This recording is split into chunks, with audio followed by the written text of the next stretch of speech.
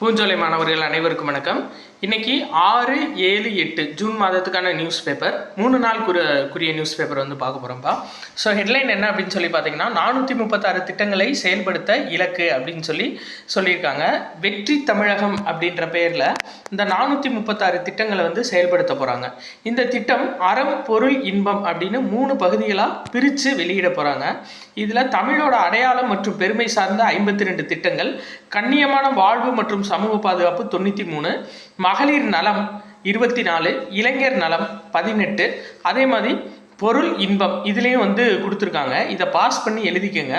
ஆனால் இப்போ ஒரு திட்டம் அப்படின்னு சொல்லி நம்ம எடுத்துக்கிட்டோம்னா அந்த திட்டத்தோட நோக்கம் என்ன, அந்த திட்டத்தோட செயல்பாடு என்ன, அந்த திட்டத்தோட அதாவது வருங்கால அந்த டார்கெட் என்ன அப்படின்னு சொல்லி ஃபுல் டீட்டெயில்ஸ் இருக்கணும்.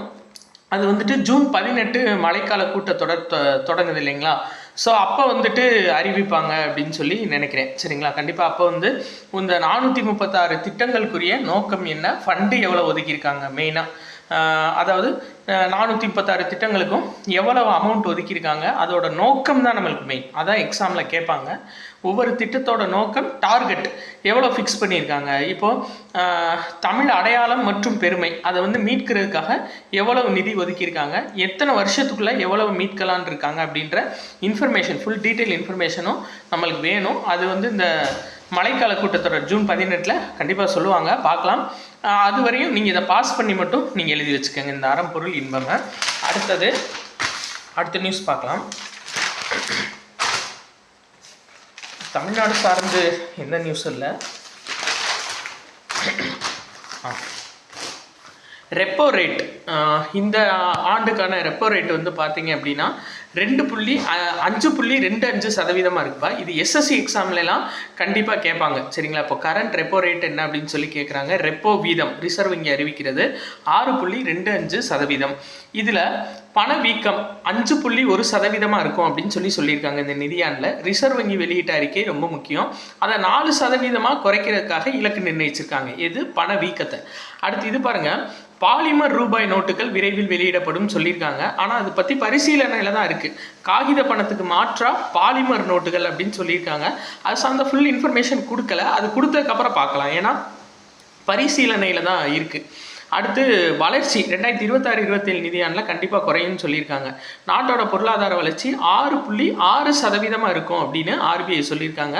ஏன்னா 6.9% மதிப்பீடு பண்ணியிருந்தாங்க. பட் மதிப்பீடு அளவுக்கு இது இருக்காதுன்னு சொல்லியிருக்காங்க. நம்மளுக்கு மதிப்பீடு அளவுக்கு வளர்ச்சி இந்தியாவில் 2026-27 நிதியாண்டில் இருக்காது அப்படின்னு சொல்லியிருக்காங்க. ஸோ ஆர்பிஐயோட மதிப்பீடை மட்டும் ஞாபகம் வச்சுக்கோங்க, 6.6%.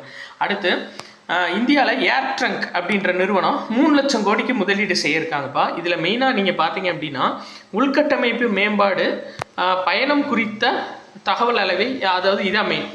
இந்தியாவில் 2030ஆம் ஆண்டுக்குள் 3 லட்சம் கோடி, அதாவது $30 பில்லியன் முதலீடு செய்கிறதுக்காக இந்த ஏர் ட்ரங்க் நிறுவனம் ஒப்பந்தம் இட்டிருக்காங்க. இது மெயினாக பார்த்தீங்கன்னா 5 ஜிகாவாட் திறன் கொண்ட தரவு மையங்களை கட்டமைக்கும் திட்டம் ஏர் ட்ரங்க் தரப்பில் அறிவிக்கப்பட்டுள்ளது. அப்போ இந்த ஏர் ட்ரங்க் நிறுவனம் வந்து எத்தனை ஜிகாவாட் தரவு மையத்தை அமைக்க போகிறாங்க அப்படின்னா 5 ஜிகாவாட் திறன் கொண்ட தரவு மையம். சரிங்களா? மொத்தம் 3 லட்சம் கோடி இதுக்கு ஒதுக்கியிருக்காங்க. $30 பில்லியன்.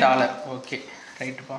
இந்த இது பாருங்கள், தமிழ்தாய் வாழ்த்து 1891 மனோன்மணியம் பே சுந்தரனாரால் எழுதப்பட்டுச்சு. ஸோ இது ரொம்ப முக்கியம். எந்த ஆண்டுன்னு கேட்கலாம், 1891. சரிங்களா? ரைட்.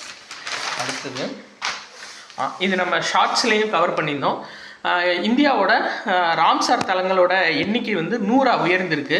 100வது ராம்சார் தலம் எது அப்படின்னு சொல்லி பார்த்தீங்கன்னா பார்த்தீங்களா, உத்தரப்பிரதேசத்தில் உள்ள பலியா மாவட்டம். சரிங்களாப்பா? பலியா மாவட்டத்தில் இருக்கக்கூடிய ஜெயபிரகாஷ் நாராயணன் பறவைகள் சரணாலயம் தான் 100வது ராம்சார் தலமாக அறிவிக்கப்பட்டிருக்கு. ஆக்சுவலாக அந்த ராம்சார் தலம் அப்படின்றது என்னன்னு சொல்லி பார்த்தீங்கன்னா 1971 ஈரானில் ராம்சர் அப்படின்ற நகரில் வந்துட்டு ஒரு மிகப்பெரிய கூட்டம் நடைபெற்றிருக்கு. அதில் ஈர நிலங்களை பாதுகாக்கிறதுக்காக அனைத்து நாடுகளும் கையெழுத்திட்டிருக்காங்க.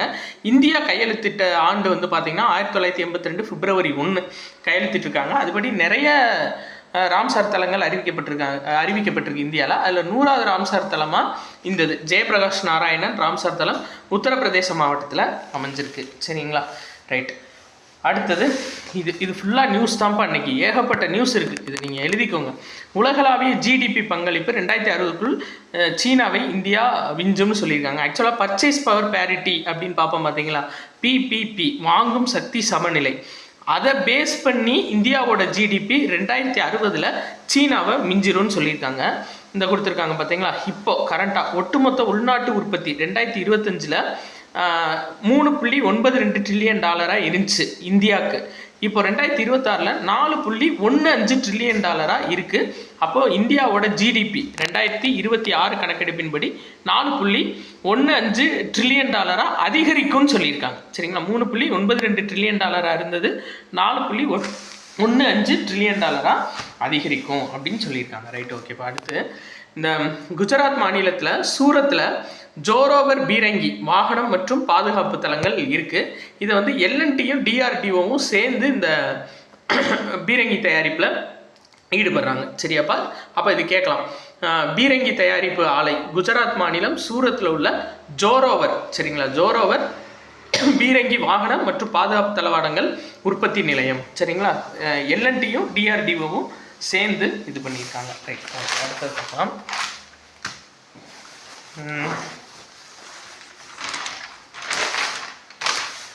இது ரொம்ப முக்கியம். வரலாறு படைத்தா பிரக்யானந்தான்னு சொல்லியிருக்காங்க பார்த்தீங்களா. என்னன்னா, நார்வே செஸ் போட்டியில் இன்ன வரை இந்தியர்கள் ஜெயிச்சதே கிடையாது.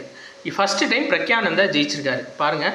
நார்வே செஸ் போட்டியின் இறுதிச் சுற்றில் சிறப்பாக ஆடிய வீரர் பிரக்யானந்தா பட்டத்தை வென்றார். இதன் மூலம் கௌரவமிக்க இந்த போட்டியில் பட்டம் வென்ற முதல் இந்திய வீரர். ரொம்ப முக்கியம், நார்வே செஸ் போட்டியில். சரிங்களாப்பா, நார்வே செஸ் போட்டியில் பட்டம் வென்ற முதல் இந்தியர் யார் அப்படின்னா பிரக்யானந்தா. சரிங்களா, ரொம்ப முக்கியம்ப்பா.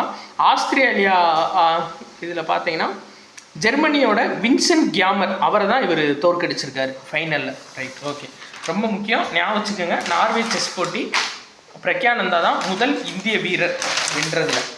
Right, okay. மரக்காணம் கிட்ட ஒரு சோழர் கால முருகன் சிற்பம் கிடச்சிருக்கு. இது ரொம்ப முக்கியம். இதோட காலம் வந்து கிபி 10ஆம் நூற்றாண்டுன்னு சொல்கிறாங்க. அப்போ 1000 ஆண்டுகள் இது பழமை வாய்ந்தது அப்படின்னு சொல்கிறாங்க. சரிங்களாப்பா, இதை பேசிக்காக ஞாபகம் வச்சுக்கோங்க. இப்போ முருகன் சிலை, சோழர் கால முருகன் சிலை எங்கே கிடச்சிச்சு அப்படின்னா மரக்காணம், விழுப்புரம் மாவட்டம். அதை ஒரு பேசிக்காக நீங்கள் ஞாபகம் வச்சுக்கோங்க. ஏன்னா அகழாய்வுகள் சார்ந்து கொஸ்டின் கேட்டாங்கன்னா நமக்கு அதுலேருந்து கேட்கலாம். வேறு இதில் எந்த நியூஸும் இல்லை. ஸ்போர்ட்ஸ் நியூஸ் இதில் கொஞ்சம் அதிகமாக இருந்துச்சு. என்னென்னா, தெற்காசிய மகளிர் கால்பந்து போட்டி ரொம்ப முக்கியம். தெற்காசிய மகளிர் கால்பந்து போட்டியில் இந்தியா வந்து சாம்பியன் பட்டம் வென்றிருக்காங்க. 6வது முறையாக சாம்பியன் பட்டம் வென்றிருக்காங்கப்பா. மர்மகோவாவில் சாஃப் கால்பந்து போட்டியோட இறுதி சுற்று நடைபெற்றிருக்கு. சரிங்களா, அந்த சாஃப் அப்படின்றது தென்னிந்திய கால்பந்து போட்டி. சரிங்களா, அதில் 2026 இந்தியா ஜெயிச்சிருக்காங்க, 6 முறை ஜெயிச்சிருக்காங்க. ஃபைனலில் வந்து பார்த்தீங்க அப்படின்னா இந்தியா வங்கதேச அணிகள் மோதிருக்கு. அது 3-1 அப்படின்ற கணக்கில் ஜெயிச்சிருக்காங்க. அடுத்து அண்டர் 19 ஆசிய கோப்பை ஹாக்கி போட்டியில் இந்தியா ஆடவர் அணி வந்து சாம்பியன் பட்டமும் மகளிர் அணி வந்து வெண்கல பட்டமும் வென்றிருக்காங்க. இதில் நீங்கள் மெயினாக பார்க்க வேண்டிய டேட்டா இதுதான். ஃபைனலில் ஆடவர் அணி யாரை ஜெயிச்சாங்க அப்படின்னா ஜப்பானை 4-1 அப்படின்ற கணக்கில் ஜெயிச்சிருக்காங்க. அண்டர் 9 ஆசிய கோப்பை அண்டர் 18 U18 ஆசிய கோப்பை ஹாக்கி போட்டியில். அப்போது ஆடவர் அணியோட கேப்டன் வந்து கேப்டன் குஷ்வாஹா, பெண்கள் அணியோட கேப்டன் ஸ்வீட்டி குஜூர். சரிங்களா, ஞாபகம் வச்சுக்கோங்கப்பா. பெண்கள் அணி வெண்கல பதக்கம் வென்றிருக்காங்க. Right, okay. வேறு அடுத்து கடைசியாக 8ஆம் தேதி நியூஸ் பேப்பர். இதில் 8ஆம் தேதி அதிகபட்சம் நியூஸ் இல்லைப்பா, நம்மளுக்கு 6-7 தான் நியூஸ் இருந்துச்சு. 8ஆம் தேதி நியூஸே இல்லை. இதுதான் ரொம்ப முக்கியமான நியூஸ். என்ன அப்படின்னா 6 நிமிஷங்களில் 108 ஆம்புலன்ஸ் சேவைன்னு சொல்லி கொடுத்துருக்காங்க. ஆக்சுவலாக பெருநகரங்களில் வந்து பார்த்தீங்க அப்படின்னா 6.14 நிமிடங்களில் ஆம்புலன்ஸ் சேவை கிடைக்கப்பெறும்னு சொல்லியிருக்காங்க. சராசரியாக நம்ம தமிழ்நாடுன்னு எடுத்துக்கிட்டிங்கன்னா ஆம்புலன்ஸ், சரிங்களா, 108 ஆம்புலன்ஸ் சேவையோட காத்திருப்பு நேரம் 11.22 நிமிடங்கள். அதாவது நம்ம 108 கால் பண்ணோம் அப்படின்னா சராசரியாக 11 நிமிஷத்துக்குள்ளே அவங்க வந்துடுவாங்க. சரிங்களா, எந்த இடத்துல இருந்தாலும் ஆவரேஜாக. அதை அதாவது இதில் என்ன விஷயம்னா, இதுக்கு முன்னாடி 13 நிமிஷங்களாக இருந்துச்சு, இப்போ 11.22 நிமிஷங்களாக குறைச்சிருக்காங்க. இதை வந்து தரம் வாரியாக பிரிச்சிருக்காங்க, அதாவது நகரங்கள் வாரியாக பிரிச்சிருக்காங்க.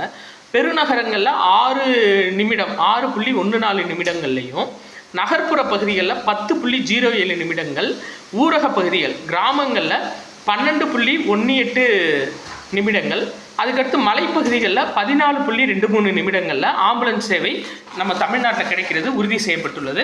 அப்படி சராசரியாக பார்த்தீங்க அப்படின்னா நம்ம தமிழ்நாடு அளவில் சரிங்களா, தமிழ்நாடு அளவில் சராசரியாக 11.22 நிமிடங்களுக்கு இந்த ஆம்புலன்ஸ் சேவை கிடைக்கிறது உறுதி செய்யப்பட்டிருக்கு. ரைட்டுப்பா, ஓகே.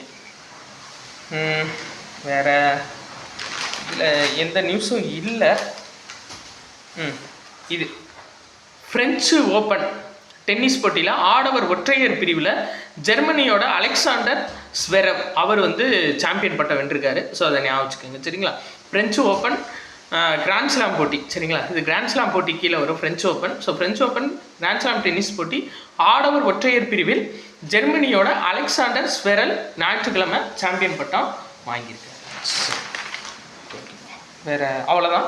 ஸோ 3 நாள் நியூஸ் பேப்பர் வந்து கம்ப்ளீட் ஆகிருச்சு. வேறு ஏதோ டவுட் இருந்துச்சு அப்படின்னா நீங்கள் கீழே கமெண்ட் பண்ணுங்கப்பா. அடுத்து நம்ம வினா வங்கி புத்தகம் ஒன்று ரிலீஸ் பண்ண போகிறோம். அதுக்கான அறிவிப்பு புதன்கிழமை உங்களுக்கு வெளியே வரும். நம்ம சொல்லிடுவோம். அதாவது அந்த ஃபுல் எக்ஸ்ப்ளனேஷனோடு நம்ம அதை ரெடி பண்ணியிருக்கோம். ஒரு கொஸ்டினில் கூற்று 1 சரி 2 தவறு அப்படின்னு இருந்துச்சுன்னா 2வது ஏன் தவறு அப்படின்றதுக்கான விளக்கமான விடை வந்து பின்னாடி கொடுத்துருப்போம் சரிங்களா. அதை பார்த்து நீங்கள் ஒரு டெஸ்ட் பேட்ச் மாதிரியே நீங்கள் ஃபுல்லாக அதை டிக் பண்ணலாம். அதுக்கான வினா வங்கி புத்தகம் ரெடி ஆகிட்டுருக்கு. புதன்கிழமை உங்களுக்கு அறிவிப்பு வெளியே வந்துருப்பா. நன்றி.